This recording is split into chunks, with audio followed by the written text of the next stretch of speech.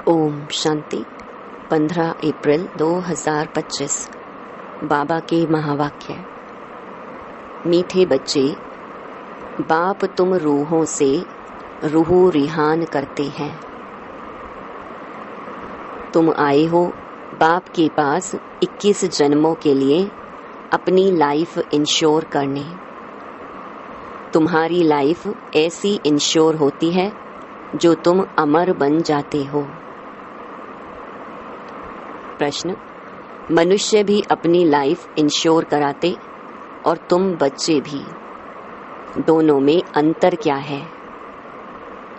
उत्तर: मनुष्य अपनी life ensure कराते कि मर जाएं तो परिवार वालों को पैसा मिले। तुम बच्चे इंश्योर करते हो कि 21 जन्म हम मरे ही नहीं, अमर बन जाएं। सतयुग में कोई इंश्योर कंपनियां होती नहीं। अभी तुम अपनी लाइफ इंश्योर कर देते हो, फिर कभी मरेंगे नहीं, यह खुशी रहनी चाहिए।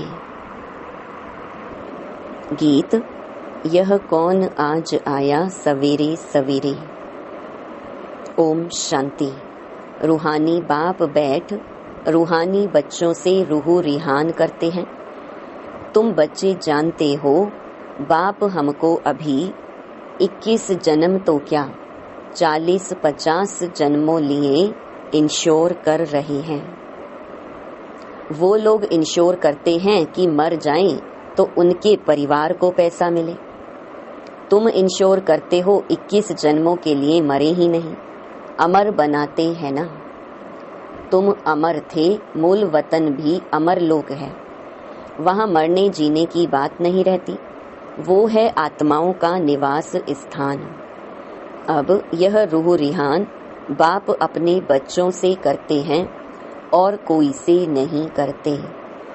जो रूह अपने को जानती है उनसे ही बात करते हैं, बाकी और कोई बाप की भाषा को समझेंगे नहीं। प्रदर्शनी में इतने आते हैं, तुम्हारी भाषा को समझते हैं क्या? कोई मुश्किल थोड़ा समझते हैं। तुमको भी समझाते समझाते कितने वर्ष हुए हैं, तो भी कितने थोड़े समझते हैं। है भी सेकंड में समझने की बात। हम आत्माएं जो पावन थीं, वही पतित बनी हैं, फिर हमको पावन बनना है। उसके लिए स्वीट फादर को याद करना है। उनसे स्वीट और कोई चीज होती नहीं। इस याद करने में ही माया के विघ्न पड़ते हैं। यह भी जानते हो बाबा हमको अमर बनाने आए हैं। पुरुषार्थ कर अमर बन अमरपुरी का मालिक बनना है। अमर तो सब बनेंगे। सतयुग को कहा ही जाता है अमर लोक। यह है मृत्यु लोक। यह अमर कथा है। ऐसे नहीं कि सिर्फ शंकर ने पार्वती को अमर कथा सुनाई। वह तो सब हैं भक्ति मार्ग की बातें। तुम बच्चे सिर्फ मुझ एक से ही सुनो। माँ मेकम याद करो, ज्ञान मैं ही दे सकता हूँ। ड्रामा प्लान अनुसार सारी दुनिया तमो प्रधान बनी है। अमरपुरी में राज्य करना, उसको ही अमर पद कहा जाता है। वहाँ इंश्योर कंपनियां आदि होती नहीं। अभी तुम्हारी लाइफ इंश्योर कर रही है। तुम कभी मरेंगे नहीं, यह बुद्धि में खुशी रहनी चाहिए। हम अमरपुरी के मालिक बनते हैं तो अमरपुरी को याद करना पड़े। वाया मूल वतन ही जाना होता है। यह भी मन मनाभव हो जाता। मूल वतन है मन मनाभव, अमरपुरी है मध्याजी भव। हर एक बात में 2 अक्षर ही आते हैं। तुमको कितने प्रकार से अर्थ समझाते हैं तो बुद्धि में बैठे। सबसे जास्ती मेहनत है ही इसमें अपने को आत्मा निश्चय करना है। हम आत्मा ने यह जन्म लिया है। 84 जन्म में भिन्न भिन्न नाम रूप देश काल फिरते आए हैं। सतयुग में इतने जन्म, त्रेता में इतने, यह भी बहुत बच्चे भूल जाते हैं। मुख्य बात है अपने को आत्मा समझ स्वीट बाप को याद करना। उठते बैठते यह बुद्धि में रहने से खुशी रहेगी। फिर से बाबा आया हुआ है, जिसको हम आधा कल्प याद करते थे कि आओ आकर पावन बनाओ। पावन रहते हैं मूल वतन में और अमरपुरी सतयुग में। भक्ति में मनुष्य पुरुषार्थ करते हैं मुक्ति में व कृष्णपुरी में जाने के लिए। मुक्ति कहो अथवा निर्वाण धाम कहो, वानप्रस्थ अक्षर करेक्ट है। वानप्रस्थी तो शहर में ही रहते हैं, सन्यासी लोग तो घर बार छोड़ जंगल में जाते हैं। आजकल के वानप्रस्थियों में कोई दम नहीं है। सन्यासी तो ब्रह्म को भगवान कह देते, ब्रह्म लोक नहीं कहते। अभी तुम बच्चे जानते हो, पुनर्जन्म तो किसका भी बंद नहीं होता। अपना अपना पार्ट सब बजाते हैं, आवागमन से कभी छूटना नहीं है। इस समय करोड़ों मनुष्य हैं और भी आते रहेंगे, पुनर्जन्म लेते रहेंगे। फिर फर्स्ट फ्लोर खाली होगा। मूल वतन है फर्स्ट फ्लोर, सूक्ष्म वतन है सेकंड फ्लोर, यह है थर्ड फ्लोर, अथवा इनको ग्राउंड फ्लोर कहो। दूसरा कोई फ्लोर है नहीं। वह समझते हैं स्टार्स में भी दुनिया है, ऐसे है नहीं। फर्स्ट फ्लोर में आत्माएं रहती हैं, बाकी मनुष्यों के लिए तो यह दुनिया है। तुम बेहद के वैरागी बच्चे हो। तुम्हें इस पुरानी दुनिया में रहते हुए भी इन आँखों से सब कुछ देखते हुए नहीं देखना है। यह है मुख्य पुरुषार्थ, क्योंकि यह सब खत्म हो जाएगा। ऐसे नहीं कि संसार बना ही नहीं है, बना हुआ है, परंतु उनसे वैराग्य हो जाता, अर्थात सारी पुरानी दुनिया से वैराग्य। भक्ति, ज्ञान और वैराग्य। भक्ति के बाद है ज्ञान, फिर भक्ति का वैराग्य हो जाता। बुद्धि से समझते हो कि यह पुरानी दुनिया है, यह हमारा अंतिम जन्म है, अभी सबको वापस जाना है। छोटे बच्चों को भी शिव बाबा की याद दिलानी है। उल्टे सुल्टे खान पान आदि की कोई आदत नहीं डालनी चाहिए। छोटेपन से जैसी आदत डालो वैसी आदत पड़ जाती है। आजकल संग का दोष बड़ा गंदा है। संग तारे कुसंग बोरे। यह विषय सागर वैशाल्य है। सत तो एक ही परम पिता परमात्मा है, गॉड इज वन कहा जाता है। वह आकर सत्य बात समझाते हैं। बाप कहते हैं, हे रूहानी बच्चों, मैं तुम्हारा बाप तुमसे रूह रिहान कर रहा हूँ। मुझे तुम बुलाते हो ना। वही ज्ञान का सागर पतित पावन है, नई सृष्टि का रचयिता है, पुरानी सृष्टि का विनाश कराते हैं। यह त्रिमूर्ति तो प्रसिद्ध है, ऊंच ते ऊंच है शिव। अच्छा, फिर सूक्ष्म वतन में है ब्रह्मा विष्णु शंकर। उन्हों का साक्षात्कार भी होता है, क्योंकि पवित्र है ना। उन्हों को चैतन्य में इन आँखों से देख नहीं सकते, बहुत नौधा भक्ति से देख सकते हैं। समझो कोई हनुमान का भक्त होगा तो उनका साक्षात्कार होगा। शिव के भक्त को तो झूठ बताया गया है कि परमात्मा अखंड ज्योति स्वरूप है। बाप कहते हैं, मैं तो इतनी छोटी सी बिंदी हूँ। वह कहते अखंड ज्योति स्वरूप अर्जुन को दिखाया। उसने कहा, बस मैं सहन नहीं कर सकता हूँ। उनको दीदार हुआ तो यह गीता में लिखा हुआ है। मनुष्य समझते हैं अखंड ज्योति का साक्षात्कार हुआ। अब बाप कहते हैं, यह सब भक्ति मार्ग की बातें दिल खुश करने की हैं। मैं तो कहता ही नहीं हूँ कि मैं अखंड ज्योति स्वरूप हूँ। जैसे बिंदी मिसल तुम्हारी आत्मा है, वैसे मैं हूँ। जैसे तुम ड्रामा के बंधन में हो, वैसे मैं भी ड्रामा के बंधन में बांधा हुआ हूँ। सब आत्माओं को अपना अपना पार्ट मिला हुआ है। पुनर्जन्म तो सबको लेना ही है, नंबरवार सबको आना ही है। पहले नंबर वाला फिर नीचे जाता है। कितनी बातें बाप समझाते हैं। यह समझाया है कि सृष्टि रूपी चक्र फिरता रहता है। जैसे दिन के बाद रात आती है, वैसे कलयुग के बाद सतयुग, फिर त्रेता, फिर संगम युग आता है। संगम युग पर ही बाप चेंज करते हैं। जो सतो प्रधान थे, अब वही तमो प्रधान बने हैं, वही फिर सतो प्रधान बनेंगे। बुलाते भी हैं, हे पतित पावन आओ। तो अब बाप कहते हैं मन मना भव। मैं आत्मा हूँ, मुझे बाप को याद करना है। यह यथार्थ रीति कोई मुश्किल समझते हैं। हम आत्माओं का बाप कितना मीठा है। आत्मा ही मीठी है ना। शरीर तो खत्म हो जाता है, फिर उनकी आत्मा को बुलाते हैं। प्यार तो आत्मा से ही होता है ना। संस्कार आत्मा में रहते हैं, आत्मा ही पढ़ती सुनती है। देह तो खत्म हो जाती है, मैं आत्मा अमर हूँ। फिर तुम मेरे लिए रोते क्यों हो? यह तो देह अभिमान है ना। तुम्हारा देह में प्यार है, होना चाहिए आत्मा में प्यार। अविनाशी चीज में प्यार होना चाहिए। विनाशी चीज में प्यार होने से ही लड़ते झगड़ते हैं। सतयुग में हैं देही अभिमानी, इसलिए खुशी से एक शरीर छोड़ दूसरा लेते हैं। रोना पीटना कुछ भी नहीं होता। तुम बच्चों को अपनी आत्म अभिमानी अवस्था बनाने के लिए बहुत प्रैक्टिस करनी है। मैं आत्मा हूँ, अपने भाई आत्मा को बाप का संदेश सुनाता हूँ। हमारा भाई इन ऑर्गन्स द्वारा सुनता है, ऐसी अवस्था जमाओ। बाप को याद करते रहो तो विकर्म विनाश होते रहेंगे। खुद को भी आत्मा समझो, उनको भी आत्मा समझो, तब पक्की आदत हो जाए। ये है गुप्त मेहनत। अंतर्मुख हो, इस अवस्था को पक्का करना है।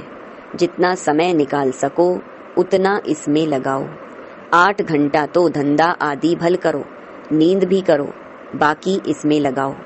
8 घंटा तक पहुंचना है, तब तुमको बहुत खुशी रहेगी। पतित पावन बाप कहते हैं, मुझे याद करो तो तुम्हारे विकर्म विनाश हो। ज्ञान तुमको अभी ही संगम पर मिलता है। महिमा सारी इस संगम युग की है, जबकि बाप बैठ तुमको ज्ञान समझाते हैं। इसमें स्थूल कोई बात नहीं। यह जो तुम लिखते हो वह सब खत्म हो जाएगा। नोट भी इसीलिए करते हैं तो पॉइंट्स नोट होने से याद रहेंगी। कोई की बुद्धि तीखी होती है तो बुद्धि में याद रहती है। नंबरवार तो है ना।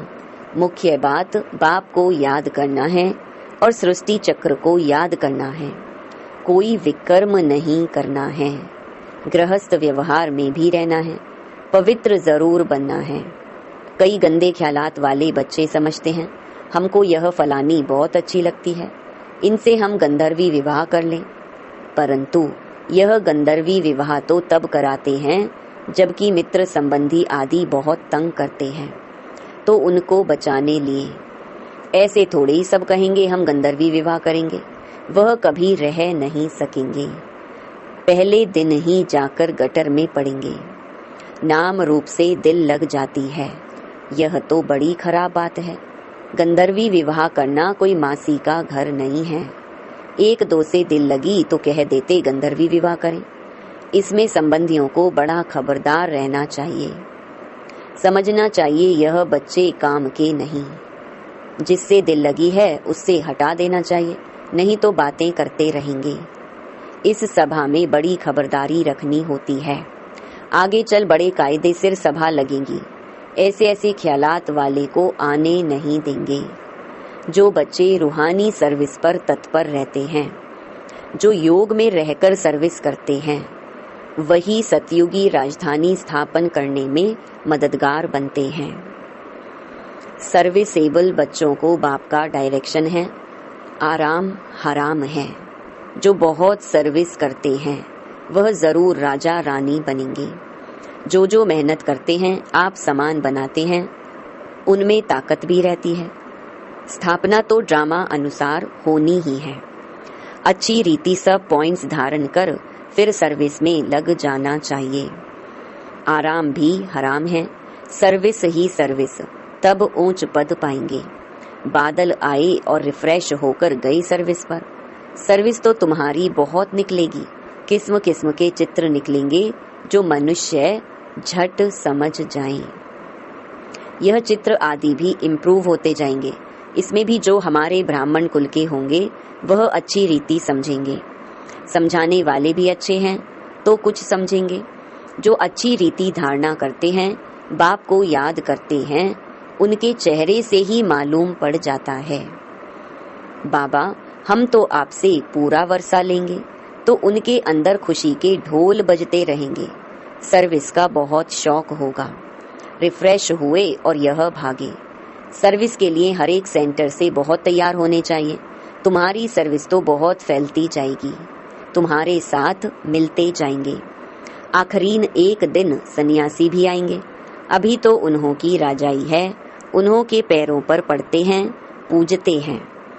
बाप कहते हैं यह भूत पूजा है, मेरे तो पैर है नहीं, इसीलिए पूजने भी नहीं देंगे। मैंने तो यह तन लोन लिया है, इसीलिए इनको भाग्यशाली रथ कहा जाता है। इस समय तुम बच्चे बहुत सौभाग्यशाली हो, क्योंकि तुम यहाँ ईश्वरीय संतान हो। गायन भी है, आत्माएं परमात्मा अलग रहे बहुकाल। तो जो बहुत काल से अलग रहे हैं वही आते हैं, उनको ही आकर पढ़ाता हूँ। श्री कृष्ण का यह अंतिम जन्म है, इसीलिए नाम भी इस एक का श्याम सुंदर पड़ा है। शिव का तो किसी को पता नहीं है कि क्या चीज है। यह बात बाप ही आकर समझाते हैं। मैं हूँ परम आत्मा, परम धाम में रहने वाला हूँ। तुम भी वहाँ के रहने वाले हो। मैं सुप्रीम पतित पावन हूँ। तुम अभी ईश्वरीय बुद्धि वाले बने हो। ईश्वर की बुद्धि में जो ज्ञान है वह तुमको सुना रहे हैं। सतयुग में भक्ति की बात नहीं होती, यह ज्ञान तुमको अभी मिल रहा है। अच्छा, मीठे मीठे सिकिलधे बच्चों प्रति माता पिता बाप दादा का याद प्यार और गुड मॉर्निंग। रूहानी बाप की रूहानी बच्चों को नमस्ते। धारणा के लिए मुख्य सार। पहला, अंतर्मुखी होकर अपनी अवस्था को जमाना है। अभ्यास करना है, मैं आत्मा हूँ, अपने भाई आत्मा को बाप का संदेश देता हूँ। ऐसे आत्म अभिमानी बनने की गुप्त मेहनत करनी है। दूसरा, रूहानी सर्विस का शौक रखना है। आप समान बनाने की मेहनत करनी है। संग का दोष बड़ा गंदा है, उससे अपने को संभालना है। उल्टे खान पान की आदत नहीं डालनी है। वरदान, विश्व कल्याण के कार्य में सदा बिजी रहने वाले विश्व के आधार मूर्त भव। विश्व कल्याणकारी बच्चे स्वप्न में भी फ्री नहीं रह सकते। जो दिन रात सेवा में बिजी रहते हैं, उन्हें स्वप्न में भी कई नई नई बातें, सेवा के प्लान व तरीके दिखाई देते हैं। वे सेवा में बिजी होने के कारण अपने पुरुषार्थ के व्यर्थ से और औरों के भी व्यर्थ से बचे रहते हैं। उनके सामने बेहद विश्व की आत्माएं सदा इमर्ज रहती हैं। उन्हें जरा भी अलबेलापन आ नहीं सकता। ऐसे सेवाधारी बच्चों को आधार मूर्त बनने का वरदान प्राप्त हो जाता है। स्लोगन, संगम युग का एक एक सेकंड वर्षों के समान है, इसीलिए अलबेलेपन में समय नहीं गवाओ। अव्यक्त इशारे, कंबाइंड रूप की स्मृति से सदा विजयी बनो। जिसके साथ स्वयं सर्वशक्तिवान बाप कंबाइंड है, सर्व शक्तियां स्वतः उनके साथ होंगी। जहां सर्व शक्तियां हैं वहां सफलता ना हो, यह असंभव है। कोई अच्छा साथी लौकिक में भी मिल जाता है तो उसको छोड़ नहीं सकते। ये तो अविनाशी साथी है, कभी धोखा देने वाला साथी नहीं है, सदा ही साथ निभाने वाला साथी है। तो सदा साथ साथ रहो। अच्छा, ओम शांति।